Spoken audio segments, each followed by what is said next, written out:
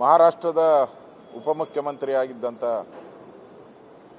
ಅಜಿತ್ ಪವಾರ್ ಅವರು ಇವತ್ತು ಬೆಳಗ್ಗೆ ಅವರ ಏರ್ಕ್ರಾಫ್ಟಲ್ಲಿ ಪ್ರಯಾಣ ಮಾಡುವಂಥ ಸಂದರ್ಭದಲ್ಲಿ ಚುನಾವಣಾ ಪ್ರಚಾರಕ್ಕೆ ಹೋಗ್ತಾ ಇದ್ದಂಥ ಸಂದರ್ಭದಲ್ಲಿ ವಿಮಾನ ಅಪಘಾತ ಆಗಿ ಅವರು ತೀರ್ಕೊಂಡಿದ್ದಾರೆ ಅನ್ನೋ ಸುದ್ದಿ ಎಲ್ಲ ಮಾಧ್ಯಮದಲ್ಲೂ ಬರ್ತಾ ಇದೆ.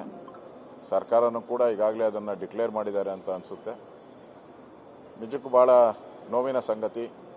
BJP ಸರ್ಕಾರದಲ್ಲಿ ಉಪಮುಖ್ಯಮಂತ್ರಿಗಳಾಗಿ ಮಹಾರಾಷ್ಟ್ರದಲ್ಲಿ BJP ಸರ್ಕಾರ ಬರೋದಕ್ಕೆ ಕಾರಣಕರ್ತರಾಗಿದ್ದಂಥ ಮತ್ತು ಪ್ರಭಾವಿ ನಾಯಕರಾಗಿ ಹೊರಹೊಮ್ಮಿದಂಥ ಮತ್ತು BJPಯ ಈ ಒಂದು NDA ಪಾರ್ಟ್ನರ್ ಆಗಿ ಇದ್ದಂಥ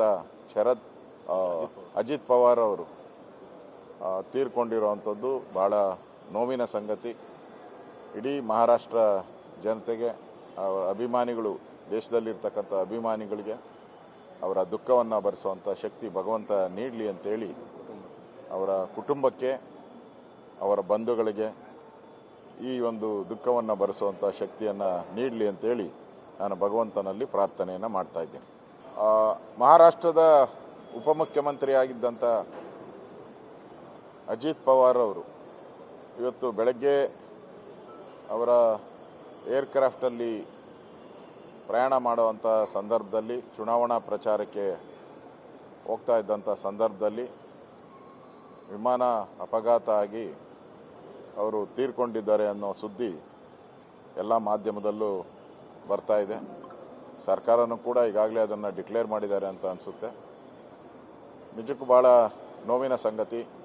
BJP ಸರ್ಕಾರದಲ್ಲಿ ಉಪಮುಖ್ಯಮಂತ್ರಿಗಳಾಗಿ ಮಹಾರಾಷ್ಟ್ರದಲ್ಲಿ BJP ಸರ್ಕಾರ ಬರೋದಕ್ಕೆ ಕಾರಣಕರ್ತರಾಗಿದ್ದಂಥ ಮತ್ತು ಪ್ರಭಾವಿ ನಾಯಕರಾಗಿ ಹೊರಹೊಮ್ಮಿದಂಥ ಮತ್ತು BJPಯ ಈ ಒಂದು NDA ಪಾರ್ಟ್ನರ್ ಆಗಿ ಇದ್ದಂಥ